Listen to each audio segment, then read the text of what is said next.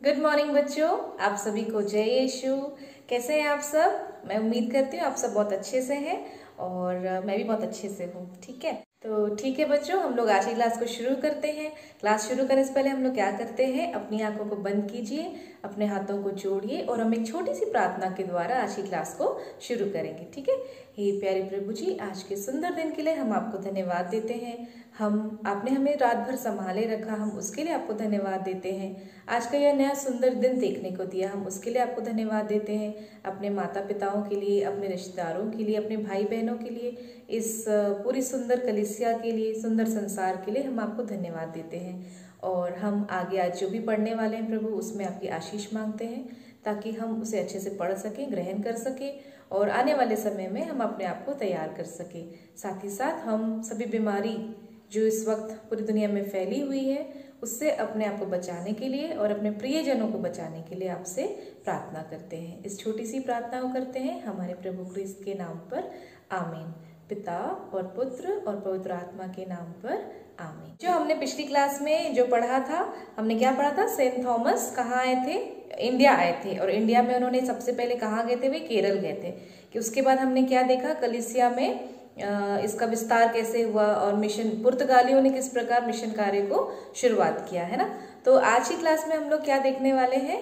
हम लोग आज की क्लास में देखने वाले आगे भारत में कलीसिया का विस्तार, मिशन का विस्तार कैसे हुआ, वो हम लोग देखेंगे। ठीक है, तो हम लोग अपना क्लास शुरू करते हैं और आगे मैं अब रीड आउट करूंगी और उसमें से आप लोगों को समझाते जाऊंगी। ठीक है ना। तो चलिए बच्चों, हम लोग अपनी क्लास को शुरू करते हैं।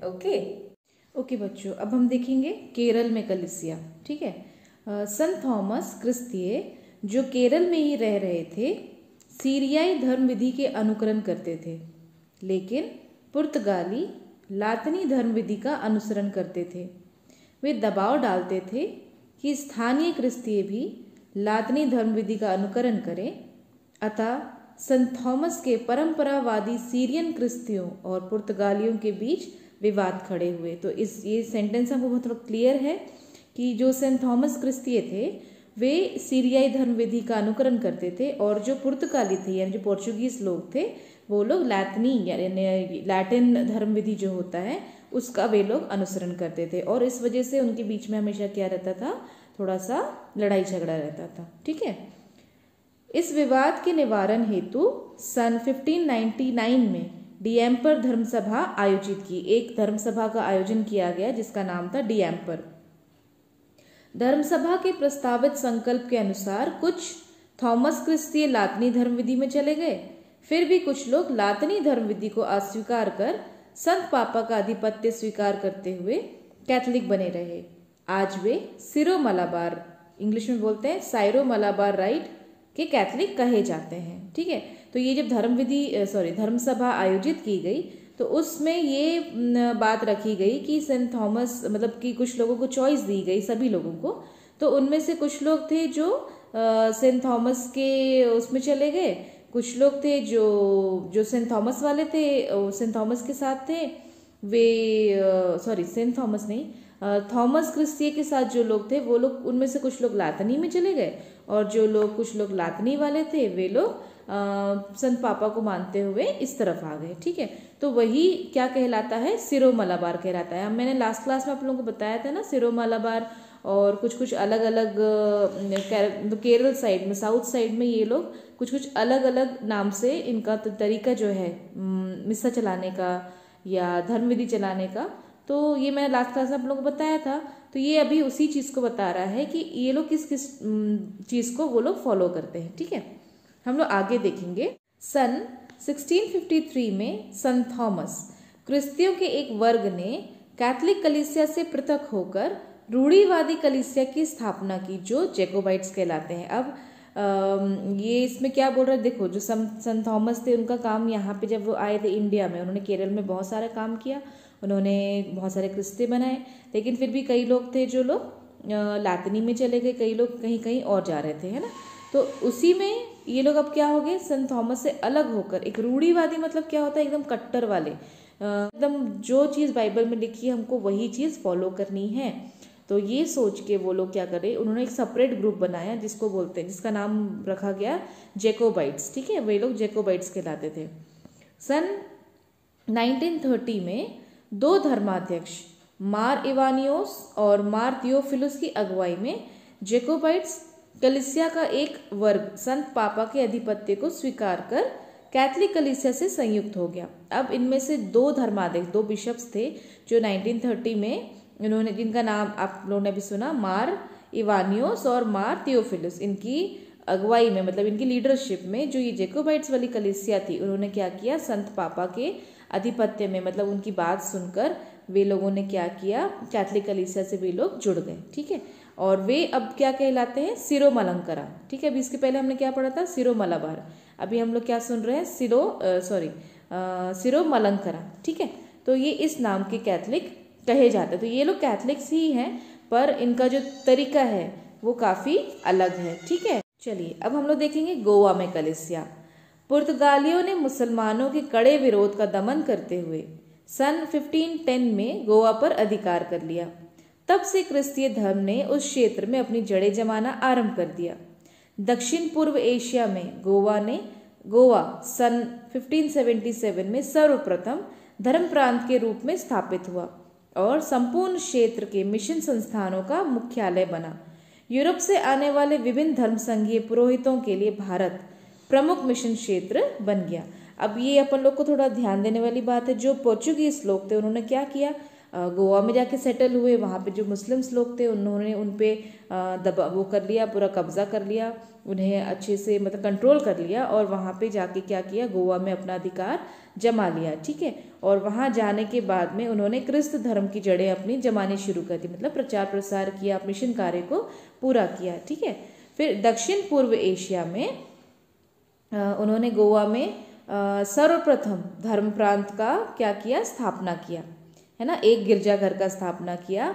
और वहाँ क्या हो गया, जो अपना जो मिशन संस्थाएं हैं, जितनी भी मिशन संस्थाएं हैं, उसका वो मेन हेडक्वार्टर बन गया। कौन बन गया, गोवा बन गया। ठीक है, और अब वहीं से धर्म संघ पुरोहित लोग वहाँ क्या करते हैं, मेनली पुरोहित लोग वहाँ से जितने भी उनका, क्योंकि हेडक्वार्टर बन गया है तो सारे मिशन कार्य, सारे जो बातचीत होनी है वहाँ से ऑर्गेनाइज होने लगी। ठीक है ना, अब हम देखेंगे भारत में मिशन विस्तार। ठीक है, अभी तक हम लोगों ने आगे भी पीछे जो देखा, कलीसिया का क्या हो रहा है, निर्माण होते जा रहा है, मिशन भी फैल रहा है, पर हम लोग इसको अभी और डिटेल में समझने की कोशिश करेंगे। ठीक है, अभी सबसे पहला क्या है, तमिलनाडु में मिशन। सन 1542 में संत फ्रांसिस जेवियर गोवा से मुथुकुली थुराई तमिलनाडु आई। तमिलनाडु में एक जगह है, वहाँ पे वे आए। उन्होंने वहाँ समुद्र तट पर 10 वर्षों तक कार्य किया उन्होंने, और वहाँ के क्रिस्तियों के विश्वास को सुदृढ़ बनाया। किन्होंने, संत फ्रांसिस जेवियर ने। संत, हमको मालूम है संत फ्रांसिस जेवियर सबसे पहले कहाँ आए थे, गोवा आए थे। उन्होंने वहाँ पे अपना मिशन कार्य शुरू किया और विश्वासियों का विश्वास को और बढ़ाया। ठीक है, सन 1599 में गुंजालो फर्नांडिस नामक यीशु समाजी पुरोहित ने मरुदई मिशन की नींव डाली। ठीक है, ये एक यीशु समाजी पुरोहित हैं, फादर हैं। अभी मैंने आप लोग लास्ट टाइम भी बताया था, लास्ट क्लासेस में बहुत सारे फादर लोगों के ग्रुप्स होते हैं, जेसुएट फादर होते हैं, डोमिनिकन्स फादर होते हैं, नॉर्बर्टाइन फादर्स होते हैं, बहुत सारे फादर्स होते हैं। तो ये जो फादर हैं, ये गुंजालो फर्नांडिस, ये कौन से वाले थे, यीशु समाजी थे। ठीक है, तो उन्होंने वहाँ पे जाके मदुरई मिशन की नींव डाली, उनका वहाँ पे बेस बनाया। जिन लोगों ने इस क्षेत्र में कलीसिया के विस्तार में योगदान दिया है, उनमें से फादर रॉबर्ट डिनोबली, संत जॉन डी ब्रिटो और फादर जोसेफ कॉन्स्टेंटाइन बेस्की के नाम उल्लेखनीय हैं। इसके अतिरिक्त पादरो आदो मिशनरियों और पेरिस विदेशी मिशनरी संस्था MEP के पुरोहितों ने तमिलनाडु के विभिन्न क्षेत्रों में कार्य किया और मिशन कार्य में विकास में योगदान दिया। अब ये बहुत कुछ मुख्य फादरों के नाम हैं, पुरोहितों के नाम हैं, मिशनरीज के नाम हैं, जिन्होंने तमिलनाडु में क्रिस्तीय स्थापना की और मिशन कार्य को पूरा किया। ठीक है, तो उनमें से कुछ नाम क्या है, रॉबर्ट डिनोबली, संत जॉन डी ब्रिटो और फादर जोसेफ कॉन्स्टेंटाइन बेस्की।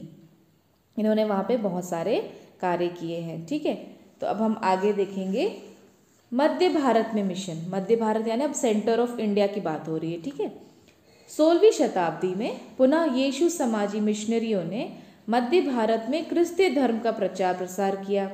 मुगल सम्राट अकबर सन 1556 से 1605 ने दीन इलाही नाम से एक नया धर्म स्थापित करने की योजना बनाई। अतः सन 1571 में उन्होंने क्रिस्तीय धर्म के विषय में विचार व्यक्त करने के लिए गोवा के यीशु समाजी पुरोहितों को अपने राज दरबार में आमंत्रित किया। सम्राट के संरक्षण में उन पुरोहितों ने आगरा, दिल्ली, लाहौर, पटना एवं कुछ अन्य स्थानों पर गिरजाघर बनवाए और उनका विकास किया। अकबर के पश्चात सम्राट जहांगीर ने भी उनके मिशन कार्य को प्रोत्साहित किया। अब ये बहुत अच्छी बात हमको सुनने को मिल रही है ना। मध्य भारत में जब मिशन जो फैला वो किसके द्वारा फैला? यीशु समाजी मिशनरियों के द्वारा ही फैला है, ठीक है। तो उस समय जब मुगल सम्राट अकबर आए थे, उन्होंने एक दीन इलाही नाम से नया धर्म स्थापित करने की योजना बनाई थी। मतलब वे भी धर्म के साथ थे, वो अगेंस्ट नहीं थे। और उन्होंने जो अपने गोवा के यीशु समाजी पुरोहित हैं उनको वहाँ पे अपने दरबार में क्या किया? इनवाइट किया। और उन्होंने उनके संरक्षण में पुरोहितों को कई जगहों पर गिरजाघर बनाने के लिए ये किया, मतलब अलाउ किया, ठीक है। और वे जगह कैसे कैसे थे? आगरा थे, दिल्ली था, लाहौर था, पटना था और भी अन्य जगहों पर उन्होंने गिरजाघर बनवाए। इनफैक्ट अकबर के जाने के बाद में जो दूसरे सम्राट आए, कौन सम्राट आए? जहांगीर। उन्होंने भी इस मिशन कार्य को क्या किया? प्रोत्साहित किया। उन्होंने वो पीछे नहीं हटे। जैसे मैंने आप लोगों को पहले क्लासेस में भी बताया बच्चों, अपना जो कैथलिक बाइबल है और जो मुस्लिम्स के जो कुरान है ना, उनमें ज़्यादा डिफरेंस नहीं है।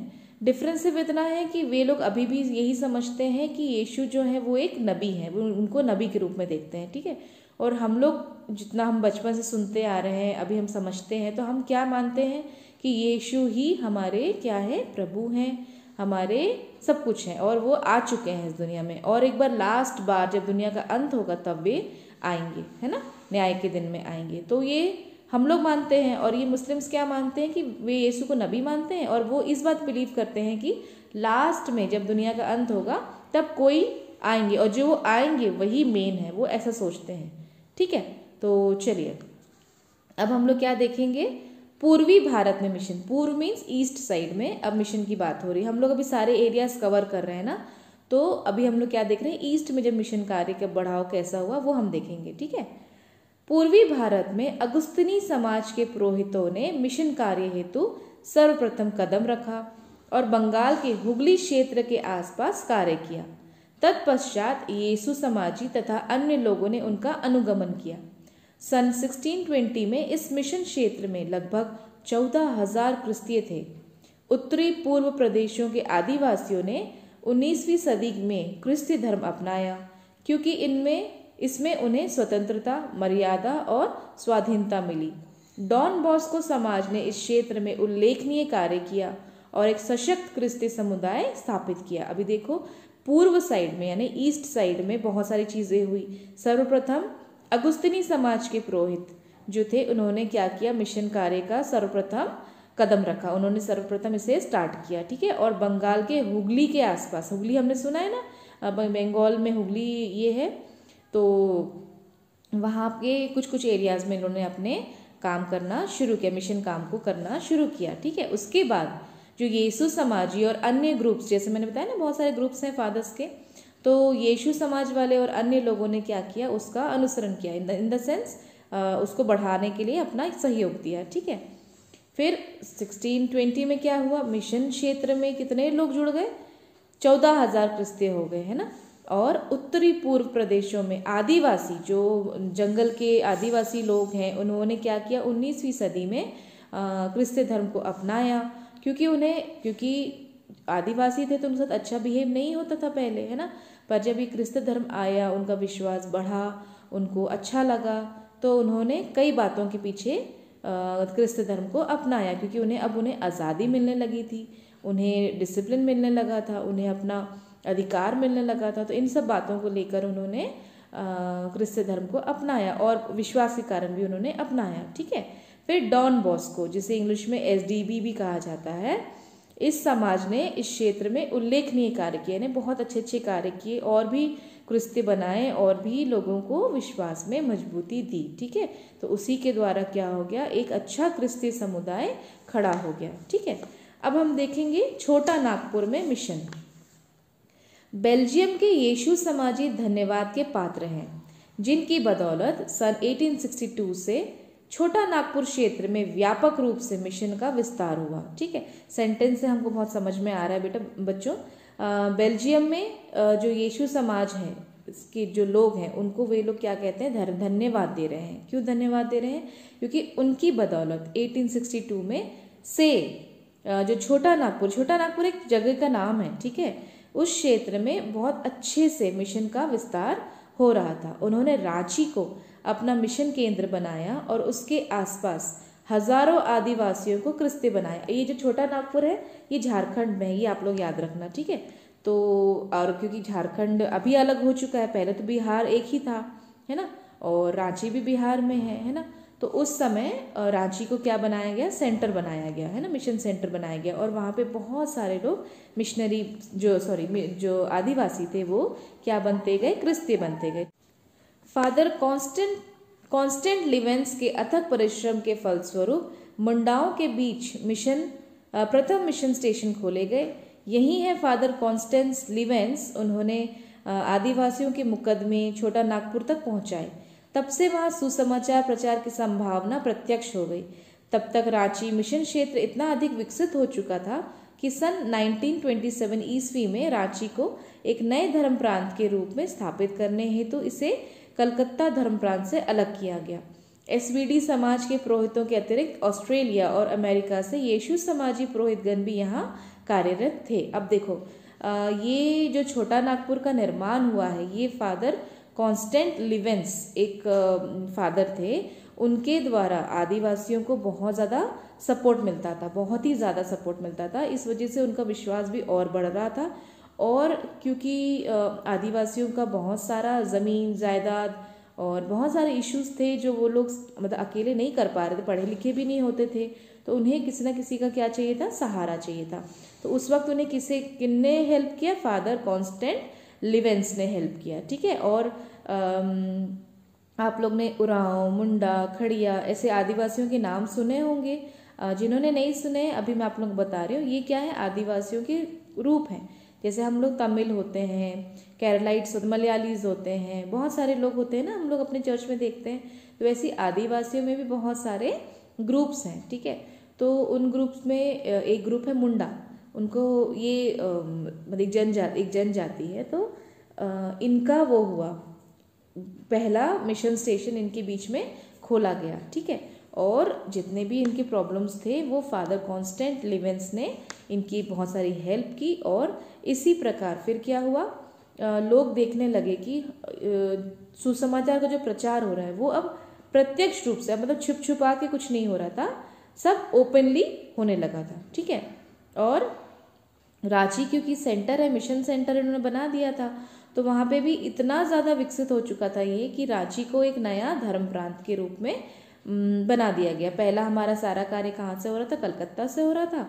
तो अब कलकत्ता से इसे एक अलग रूप दे दिया गया और कलकत्ता अलग हो गया, फिर रांची अलग हो गया। ठीक है, धर्म प्रांत मीन्स डायसिस। ठीक है, जैसे हम जबलपुर डायसिस बोलते हैं ना, वैसे ये भी है। ठीक है, मतलब डायसिस के अंदर बहुत सारे जगह आते हैं।